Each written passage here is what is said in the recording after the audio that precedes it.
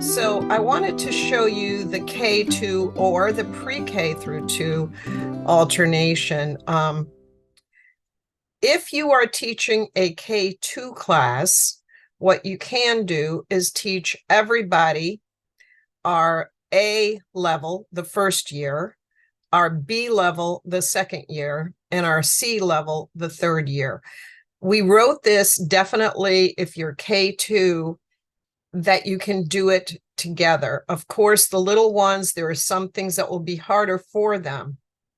In the front of the teacher's guide for K2A, there's a lot of material, and I don't want you to get discouraged when you look at all that material and say, oh my goodness, I don't know how to teach all of this.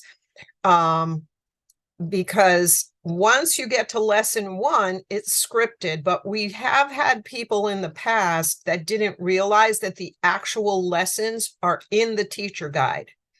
So we actually changed things. We changed the cover of the teacher guide so it says teacher guide and lesson plans so that you realize that your lessons are right on there.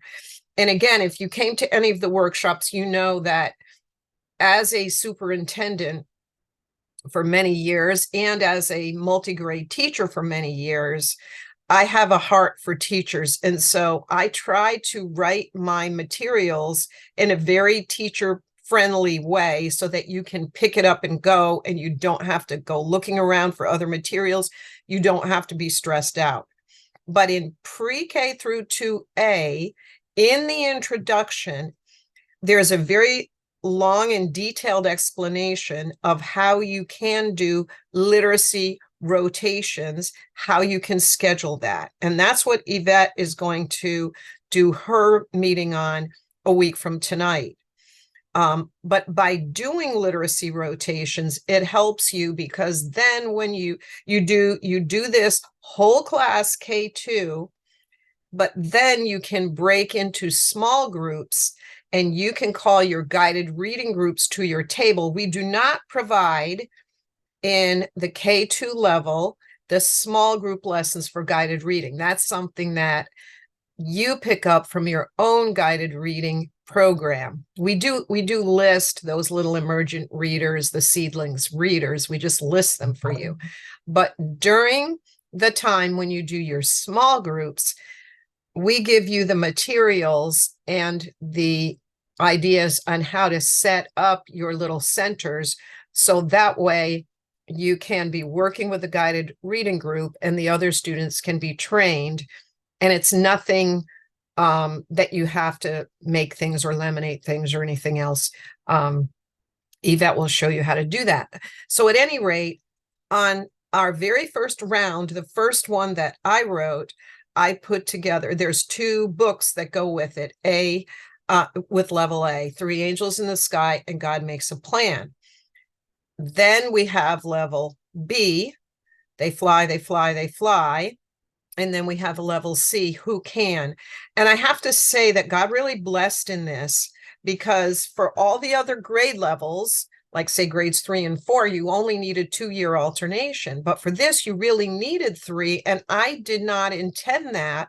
But I asked Yvette to write the teacher guide for B, and she got so overly ambitious that when she finally revealed her work to me, I realized that she had written enough for 2 teacher guides. So God was in it, because there's K1 and 2, 3 grades, and we have 3 teacher guides. Now, before I go to the next slide, are there any questions about this? Everybody's okay so far?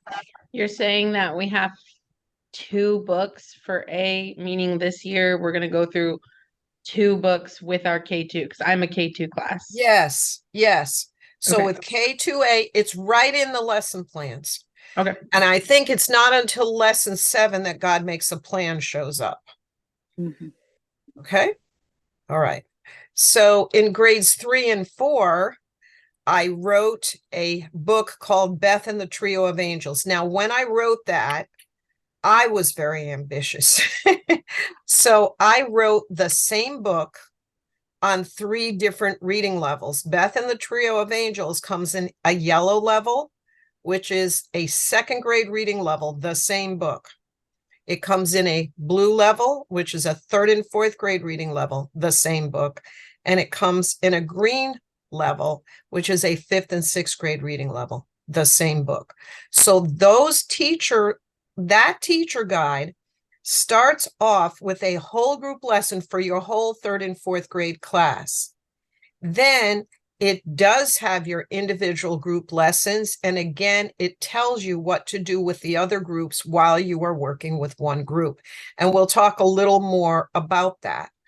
I just want you to see the alternation sequence. Now level B, I was not as ambitious. So I wrote the book and I wasn't feeling it for writing the same exact book 2 more times. Now, somebody asked me the first time, oh, you did that with AI. No, I did that with a brain. But so what I did, the way I did it, I put it there. I don't know if any of you have ever used Flesh Kincaid to check reading levels, but you can do that. So I would write a chapter, I'd put it into Flesh Kincaid, try to get it to a 3rd, 4th grade reading level, and then I would rewrite the chapter, get it to a 2nd grade level. Then I would rewrite the chapter, get into 5th and 6th. I did not do that for B. So for B, I did this as a teacher read aloud. The students have their own booklets where they have graphic organizers, where they have various ways of responding to what they are learning. But that's the alternation for 3 and 4. Now, I'm going to go over the upper grades after we talk more about how to teach this in a 1-teacher school or a 1 to 4.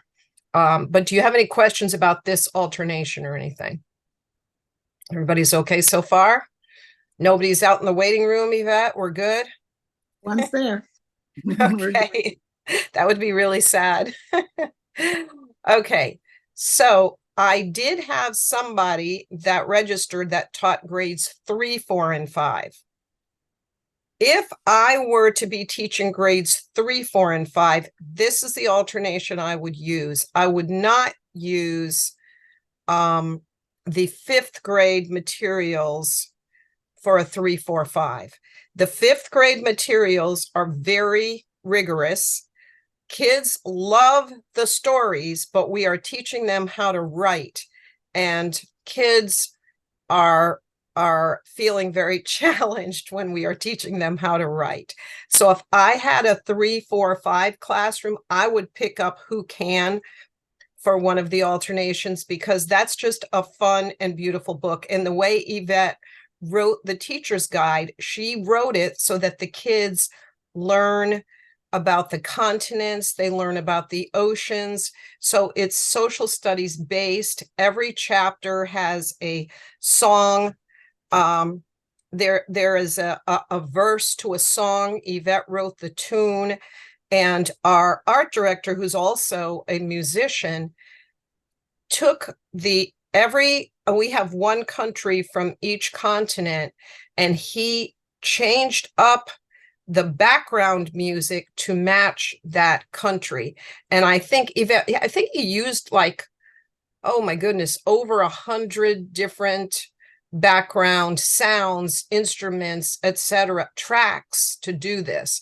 And you can plug for our YouTube channel. You guys know I'm always trying to get everybody to join our YouTube channel, but plug for our YouTube channel, because the song, and you may have seen it on the screen at the teacher convention, the song to that book, the whole book, Changing the Pages in the Song, is now on our YouTube channel. But this is what I would do. I don't know if anybody's on that teaches a 3, 4, 5, but this is what I would do for my alternation for that. Okay. Now, what if you're teaching a 1-teacher school or any multi-grade combination that includes K2? What I would do, and Yvette actually piloted this before the materials were, all she had was photocopied materials. There were no books, pictures, etc. But she piloted this in a 1-teacher school at one point. But I would use, if I had a one teacher school, I would use K2A to start my first year, and I would use grades 3 and 4 for the rest of the kids all the way on up. I think it's very hard to use kindergarten and grade 8 exactly the same for everything. However, the 3 and 4 materials can be really, they have been accepted very well, even all the way up to upper grade students. Yvette, did you want to address that a little bit?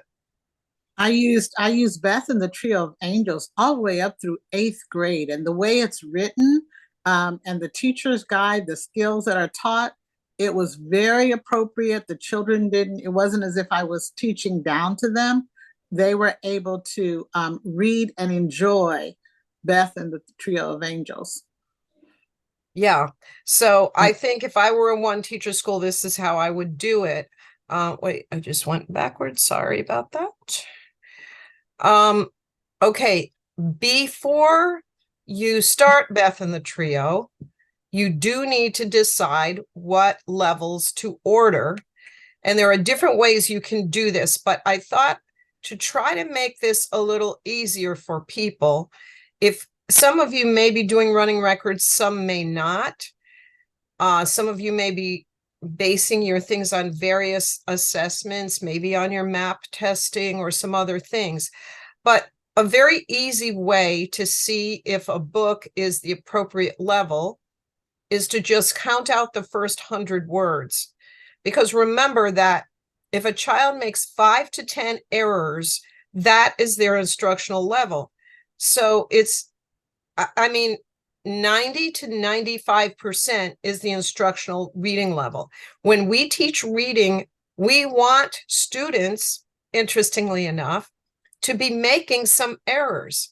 Why do we want students to be making some errors? Why do we want them on this level when they're reading? Well, they will be making some errors. Who has a thought on that? Yes, Abigail. So they're actually challenged, but not challenged too much that they want to give up. Like they have to be interested and want to be biting at, oh, what is that? But if they're challenged too much, then they're going to shut down. Exactly. I don't know about any of you, but I've been doing Duolingo for years. I have a daughter-in-law who's from Bolivia. Occasionally, her parents may come here. I may go to Bolivia. Not that often, but Duolingo keeps rewarding me and getting me to keep going, and they'll introduce a couple of new words, but if they introduce too many, I would get frustrated, so that just enough to keep me going so that I'm being taught. Because if I do Duolingo and I never get any new words and I know all of the words, then I'm not learning. So it has to be something that you're taking a little bite, but you're going to make a mistake.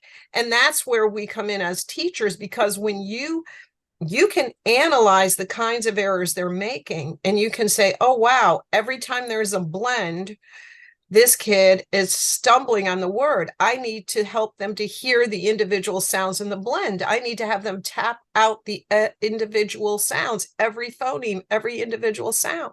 You know what's interesting? You know how many phonemes, individual sounds in the English language? 44. Yes. You know how many individual sounds are in the Spanish language? 26. Pretty close. Yeah. 24. So think about that. I'm having a hard enough time trying to go from English to Spanish, but you have sounds that from the very time you're a baby, you have not heard those sounds in the context of language. So you have second language learners, all of these people. So there's so much that we have to think about.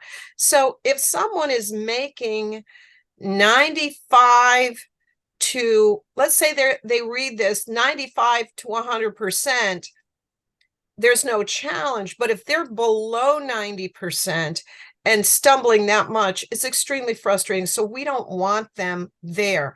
Now, the errors that we're talking about would be if they omit a word, if they replace the word with an incorrect word, What else? What other kinds of errors might they make when they're reading? Unfamiliar words that they have to sound out or don't sound out correctly. Yeah, yeah. Yeah, if they come to a word, they have no idea what it is, and they try to sound it out, but they don't sound it out correctly. Or substitution is what you're thinking about, Tracy, which is right. Substitution. So they substitute a word, they omit a word. Now, in addition to being on their instructional level, they need to be at least 80% comprehension. Otherwise, they're just a word caller. There's a whole book called I Read It, but I Don't Get It. So we want to ask them a few questions. And if they're way off base, then there's something else. But what I did for you on the resources page of the website, now let's see if I can click and get over there. All right. Do you see the website on my screen and it says draw with us? No. That's what Zoom likes to do. When you get to a new screen, they give you a challenge. Okay, so we're going to go back over to this. All right. So what I did for you, just in case you needed it. So on our website, you see where it says resources. You see the tab? Resources? Yes. Okay. There are actually a lot of good resources on the resources tab. I do have this little series here where you have a little video that children watch and then they draw. And because I know with our week of prayer, the kids loved to draw. So you'll see that. Feel free to use it. Scroll down, down, down. And when you get to the bottom, you see where it says sample chapters from Beth and the Trio. Okay. I put a yellow chapter on there, I put a blue chapter on there, and I put a green chapter on there. So if at any time you didn't have the books and you just wanted to test out and to see, you could count out the first 100 words. Now, it was kind of interesting because when I wrote this on 3 reading levels, there were times when I was writing it. Let's say I was writing the blue level and I needed to get it down to 3 and 4. Let's say I wrote it a little too high. So then I get the whole thing down and then I might look and it's too far down. So then I had to bring it up. I tell you that because the first paragraph in the blue level and in the green level are the exact same paragraph. I was like, man, I should have changed that up a little bit. That kind of bugged me because the yellow level is very clear. It's on the 2.0. But the blue level, once you get to the second paragraph, it's totally different. But this is not an exact science the way I'm doing it. So one paragraph could be a little more challenging than another. But anyway, don't be deterred if you see the blue and the green start out the same. I wish I hadn't done it like that. I could have taken a word out. I wish I took out the word reluctantly, but anyway, they are 2 different reading levels. But that's where to find these. If you want to take these now, count out the first 100 words and assess anybody, you can find them right here on the website, download them, and you have them. Okay, so far? Questions, concerns? Okay, I'm going to stop that share. Then I'm going to go back to the PowerPoint. Okay, so that is that. Now, the 3 groups that I put together when you're teaching grades 3 and 4, in there, you have the whole group teacher-led mini lesson. So if you are in a 1-teacher school, you can just do this grades 3 through 8. You do the entire mini lesson. Then you take your yellow group. That's your lowest reading group. It doesn't necessarily mean that it's the lowest grade level. And you have a lesson plan for them to do with you. Your blue and green can read independently because they will be on their own reading level and they will have our reading strategy tool, which I will show you and tell you a little bit about. When the yellow group is finished, they can read independently because you've started out with them, you've kicked it off with them. Then the blue reads with the teacher and the green does the literacy circles, which again is using that card. Finally, the yellow is able to go to their literacy circles, the blue are in literacy circles, and the green can read with the teacher. So you will have all the lessons, the small group lessons for that and the whole group. So let's look at how the other students are going to self-manage. K2, what are they going to be doing then if you are pulling people into groups? Well, we do have the literacy rotations, and Yvette will show you how to train them to self-manage. Now, usually, if you have K8 in one room, you may have less students. You may not have 25 students. If you have 8 students, then when you're doing a guided, you may only have 2 K2s, and so you're doing their guided reading group while the other ones are doing their literacy circles and silent reading, and you may be doing you know, switching which ones you're pulling to you for the guided reading. I don't know. Annette, how many students do you have? Is Annette still here? I have 7. Okay. And how many are in K2? Well, I have one myself in 2nd grade, but then I have 2 in kindergarten. I have a separate person helping me with kindergarten. I have Nice. 1 through 8 with me. Okay. So if you have 1 through 8, you don't have any first graders this year, or you do? I don't have any first graders this year. Okay, so then when the second grader, so you have 2 through 8, 2 through 8. Is the second grader a high achiever, low, or medium? I would say fairly high.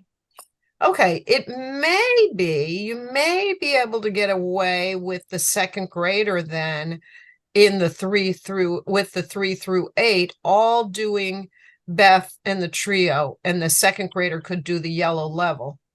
That is a possibility. But at any rate, we have these ways that Yvette will show you how to get these other students to self-manage. And I do need to do a shout out for a lovely friend that we just lost. We had a dear friend. I don't know if anyone ever knew Beth Bursey, but she was the one that really was our mentor in how to get students to self-manage with these literacy rotations.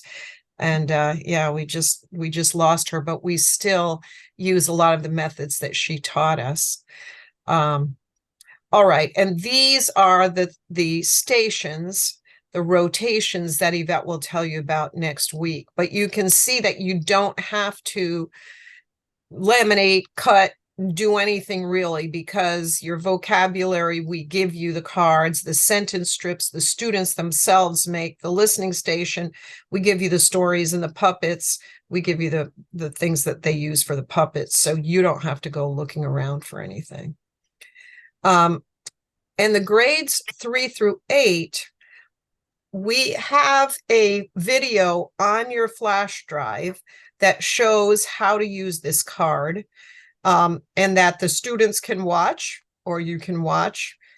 Before actually starting, you want to make sure that you teach this to them. And the good thing about this is you can use this all year long in other books, which is why it's great to start at the beginning of the year with our unit.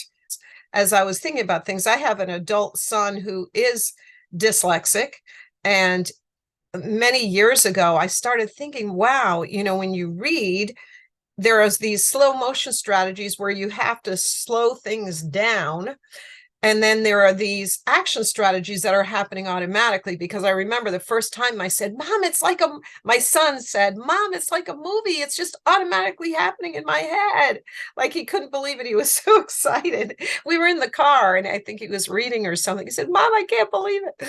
But anyway, so we teach the students that there are times when you do have to stop. You know, reading is a meaning-making activity. So you do have to stop and not continue reading.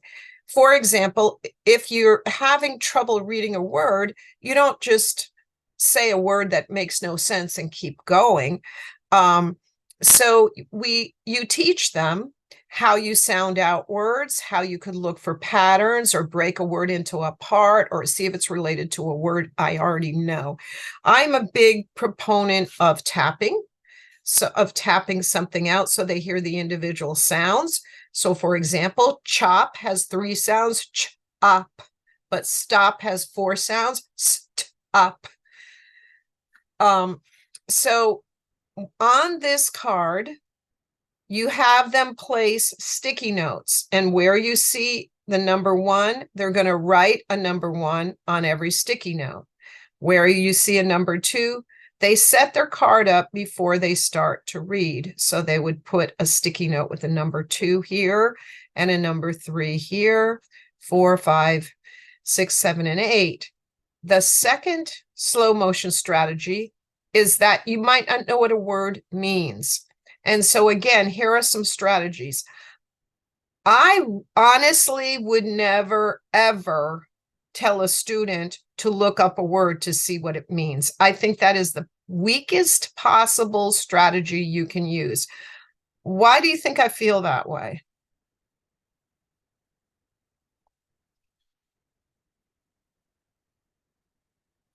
Nobody has an idea, huh?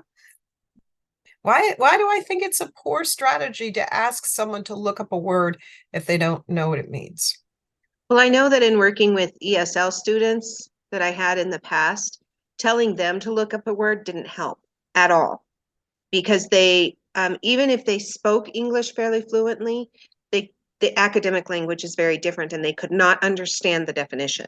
So Yeah. that was useless. It was a waste of everybody's time to make them do that. Yeah, that's definitely one of the reasons. Did someone have something else? Okay. I think because we'll have different parts of the speech and still they won't understand what the word means. Okay. Yeah. And think about it. Your short-term memory, you have just so much working memory up there. If you're a student who's already struggling and you have a language-based learning disability, you're now reading a book, you're into this book, but you don't know what this word means. So you have to break your working memory that is going in one direction where you're trying to form a schema and understand something. You now have to break from that. You have to go find a dictionary. You have to see if you can sequence letters. And if you have a prayer to even find the word by the time your reading group is over, then you are probably faced with some kind of academic language, as Tracy said. So I don't think that's a good strategy. Now, when I read every night. I read probably 15 minutes or more, depending on how interested I am in the book. Actually, I'm reading a very interesting book now. So I might keep it going, even though I'm tired to keep trying to read more of it. But fortunately, when you read on a Kindle, you can press on the word and it will tell you what it means. So I really love that strategy. If someone's reading on a digital device, it's a lot easier. But generally, I ask my husband if I don't know what a word means, and my husband asks me because he doesn't know how to spell. That's why my husband became a preacher, because nobody knows if his notes are misspelled, and he preaches a great sermon, So this is how adults act. He's in another room and he's saying, Sandy, how do you spell? Would I say to him, go look it up? No, I will just tell him how to spell it. And I'll be yelling to him, what's guerrilla warfare? Is that gorillas jumping out of trees? And he's like, no. So that's not a bad strategy to ask somebody what it means. They can read on for 2 sentences, see if other words help give a clue, ask somebody. But these are all strategies we use when we don't know. Okay, then unscramble is you get confused with the whole passage. That happens to me if I haven't read in a while and then I go pick up the book. I'll forget the characters' names. I'll say, wait a minute, who was that person? So then you might have to read it again. Look at the most important words. The nouns and the verbs are doing the work in a sentence. Or you read on, or you go way back and scan. Okay, so they have these sticky notes on the card. When they are reading silently on their own reading level, they pull that sticky note off and place it on the page when they use that strategy. That way, when they come up to you for your reading group, you can say, I see you have a sticky note. Talk to me about what happened here. Or when they have their literacy circles, the leader of that circle will just say, does anyone have any sticky notes on page 13? And if someone says, I do, I did not know what this word meant, but I think it means this. Generally, if they get it wrong, the other kids in the group are going to say, no, I'm not so sure it means that. And then on the back are the strategies that are happening kind of automatically. They're making a connection. It could be a text to text, text to self, or text to world. Oh, I read about that in another book. Oh, that's like me. Oh, that's what I heard about on the news. They might have a question. I don't get, why did this happen? Why would that character do that? What is meant by that? They might have a prediction. I think I know what's going to happen. Maybe they can picture it in their head because the language is very clear to them. Or maybe they feel along with the character and they say, I feel so sad with this person. I've had something like that happen and it just feels terrible. So they put that sticky note. And I've actually done this even with adults. Usually if I do a longer workshop, I'll take a book like The Pearl by Steinbeck or something, a small read. And we get into very poignant conversations by doing this. So this helps you in the multi-grade because they're on their own reading level, they're reading silently, and they have this strategy to use. Any questions about this? Okay. And always, and I know you know this as good teachers, you have to have enough material that if anybody the worst thing that can happen to you as a teacher, if a kid says, I'm done. You're like, ah. So these journals are meant for a purpose. They can use any journal. It doesn't have to be this for grades 3 and 4. When they finish reading and have the sticky notes on the card, if other kids are still reading, if it's still part of that time slot, they need to look at their sticky notes. And if they said they could picture something, they can draw it in their journal. If they had a vocabulary word, they can write it in their journal. So they start taking the sticky notes that are in their book and extending their thoughts and everything into this journal so that there's always an open-ended task for them to do. All right, now I have some other thoughts for a 1 through 8 or a 1 through 4. There are some things that you can do together in the K2 to get everybody started, if you wish. Like we start out in lesson 1. How many of you know anything about angels? Tell your neighbor everything you know about angels. Well, you could certainly do that with any grade level. You could do that with adults. So you could start them out together if you wanted by activating prior knowledge about angels. The other thing you could include upper grades when you're doing your K2 is in making their watercolor books. I happen to love watercolor. That's one of my hobbies. And so I brought watercolor into all levels of K2A, B, and C. They make a watercolor book. And they all do it with crayon resist. They start with crayons. And they're taught that if they make a cloud and they color it white on white paper, when they do the watercolor wash, that cloud's going to pop right out on the paper. You're going to see it again. So there's no reason that you couldn't do the watercolor books all the way up to 8th grade if you want. We teach them principles of making their design fill the entire watercolor block. We have the paper all cut for you, so you don't have to do the work. So you could certainly include them in that if you wanted to. So if you were a 1 through 8 classroom, and if you were doing K2, you could get everybody started talking about angels. then you could get your other kids reading, your older kids, then you could work with your K2s a little more on some of their vocabulary words, then get them into their some of their rotations, and then maybe all together you could work on the books. So that's K2, 1 through 4, K through 8, 1 through 8. And I think, yeah, here's some of the, I just couldn't resist because I just think these kids did such a beautiful job. These are the booklets that you get, and there's pages. Every page of the booklet has a square where you will adhere their watercolor square that they will make. And look at how these kids, they filled up the entire square. I just think that these kids did a beautiful job. I mean, look at this, the way these trees and everything take up the whole bottom, every bit of that watercolor square. And it's kind of cute. This one angel, you see its legs, and then they made the dress around it. I thought that was cute. Okay, so we're going to go on to 5 through 8. Okay, so now we're going to look at 5 and 6 alternation.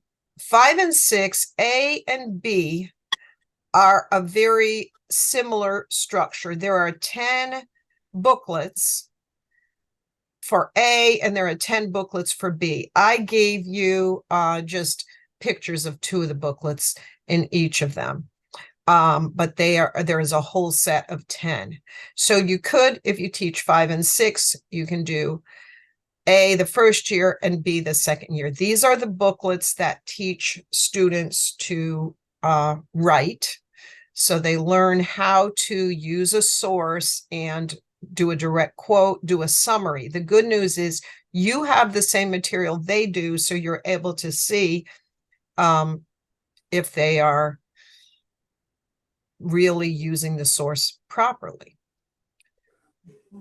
In 7 and 8, on the A, we do not have an actual book that they use. We have some very extensive slides, but they have this journal. And in this A journal is not optional for grades 7 and 8, because in here, every page has something on it that they are responding to and doing. This is a interactive notebook. So they write their facts on the left side and they respond and write their own thoughts on the right side. So it's very open-ended on the right side. In the B year, we have this book, which is the story of my dad's life. And I wrote lesson plans to go along with that then tie into the 3 angels' messages. So if you have a 5 through 8 classroom, there I have 2 thoughts on how you could do it. You could do 5-6A year 1, 5-6B year 2, 7 and 8 A year 3, 7 and 8B year 4. If you do it that way, another option is you could pair your 5-6 students with your 7th and 8th graders for 2 projects. Actually, I think that I meant this for, yeah, if you do this 4-year alternation for grades 5 through 8, when it gets to the project, it's going to be a challenge for those 5th and 6th graders. There's 2 projects. I would pair them with 7th and 8th graders if you do this 4-year. And the same thing with 7 and 8B. You could do a read aloud of the book, or you could pair the 5th and 6th with a strong reader for the book Finally Free if you do the 4-year. Now, the other way you could do this is you could teach grades 5 and 6 whole class, everybody. For grades 5 through 8, you could easily teach grades 5 through 8, 5, 6, A and B, because as I say, it's a bit of a challenge teaching the writing. 7th and 8th, if I were to teach 5 and 6A whole class writing, I'm not so sure I would pull 5th and 6th into the 7th and 8th grade unit. I would teach that probably as a Bible history unit for 7th and 8th. Yeah. So, and then when you did B, you could do 5-6B if you want to do whole class. you can very easily teach the grade 5-6 unit A and 5-6 unit B whole class 5 through 8, no problem. 7th and 8th, A and B, even if the students are on the reading level, the content of it, we do teach every part of the Three Angels messages. We never teach anything in a way that we feel would in any way make students anxious. We just, that's not what we're about. However, it's pretty heavy material. So I would almost, for 7 and 8, A and B, probably leave that just for the 7th and 8th graders. And then I would teach whole class writing. And the writing that we do teach them, I mean, they do get the Three Angels messages, but in a very developmentally appropriate way on each level. But the writing, this has improved student writing scores, especially if they have to write to a prompt. But that's how I would do it for multigrades for 5 through 8s. Okay, so that leaves us time for questions. Questions, comments, concerns, what are your thoughts? What's the time span for these lessons? Like, is it a quarter? Is it the whole year? Okay, Like, what so should that cover? yeah, so I wrote this as 10 lessons, but my lessons are pretty hefty. The people that I know that have taught this have taught it probably in a month versus 2 weeks. They've stretched it out, you know, probably to a month, but technically it's 10 lessons. A question, sorry, Sandra. So I teach K6. Okay. What if I taught, and I taught the 3-4s last year, because last year I taught 3 through 8. And I did the 3-4 last year, and it was a wonderful program. I'm wondering if I can teach everyone K2 first, and then wait a couple of weeks and then go into 3-4. And I'm going to stuff my kids with Three Angels Message and Sanctuary this year. Okay. It's going to be coming out their ears. Yeah. So You could do K2 for everybody. Just, you know, I would use the upper grades to help the lower grades with a vocabulary or something like that. That way, if an older student has a learning problem, they won't feel embarrassed because they're helping the little kids. But if it's a kid that's really a high achiever in the upper grades, they won't feel like it's below them because they're helping the little kids. So when you get to the vocabulary cards, they can hold up the cards. There's a lot they can do to help the younger students. Yeah, and then there's stories that they will listen to as well. And then would you do 3-4A or B, since some of your students have had it? I think I'm going to do the 3-4A again for the first semester. And then I really want to get some B in there. Just because I've got new kids this year that didn't get to hear the Beth story. And it's such a great story. And I don't want them to miss out on it. Okay. And the other ones won't be feeling like, yeah, but we already read that and we already did that. I don't think so. And even if they've read it before, I don't think I was strong enough in the program last year to really develop all of the techniques that were there, and I'm much stronger this year. So I think they'll get more out of it.